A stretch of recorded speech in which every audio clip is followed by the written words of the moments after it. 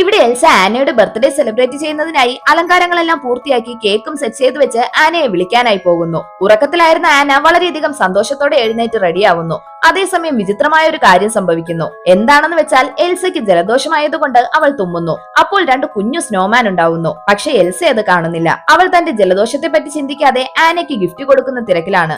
അതേസമയം ഓരോ പ്രാവശ്യം എൽസ തുമ്മുമ്പോഴും സ്നോമാൻ ഇരട്ടിയായി ഉണ്ടായിക്കൊണ്ടിരിക്കുന്നു. എല്ലാ സ്നോമാനും അവർ ബർത്ത്ഡേ പാർട്ടി അറേഞ്ച് ചെയ്തിരിക്കുന്ന സ്ഥലത്തേക്ക് വരുന്നു. എന്നാൽ ഇതൊന്നും ആനയും എൽസയും അറിയുന്നില്ല. സ്നോമാൻ കൂട്ടത്തോടെ കേക്കിലേക്ക് കയറാൻ ശ്രമിക്കുന്നു. അപ്പോൾ ക്രിസ്റ്റോഫ് ഒലാഫിനെ ഉരുട്ടിവിട്ട് അവയെ തള്ളിയിടുന്നു. എൽസ തുമ്മി ആ സ്ഥലത്തിപ്പോൾ നൂറുകണക്കിന് സ്നോമാൻ ഉണ്ട്. അവയെല്ലാം ബർത്ത്ഡേ പാർട്ടി നടക്കുന്ന സ്ഥലം കുളമാക്കാൻ തുടങ്ങുന്നു. ഒലാഫും സ്വെന്നും ക്രിസ്റ്റോഫും അവയുടെ കയ്യിൽ നിന്ന് ബർത്ത്ഡേ കേക്കിനെ സംരക്ഷിക്കാൻ വളരെയധികം പാടുപെടുന്നു. അവസാനം എൽസ വളരെയധികം ക്ഷീണിക്കുന്നു. അവൾ വീഴാൻ പോയതും ആന അവളെ പിടിക്കുന്നു. ബർത്ത്ഡേ സെലിബ്രേറ്റ് ചെയ്തത് മതി, നിനക്ക് സുഖമില്ല, റെസ്റ്റ് വേണമെന്ന് ആന പറയുന്നു. പക്ഷെ എൽസ അവിടെ നിർത്താൻ തയ്യാറാവുന്നില്ല. അവൾ ആനയെ കേക്ക് മുറിക്കാൻ കൊണ്ടുപോകുന്നു.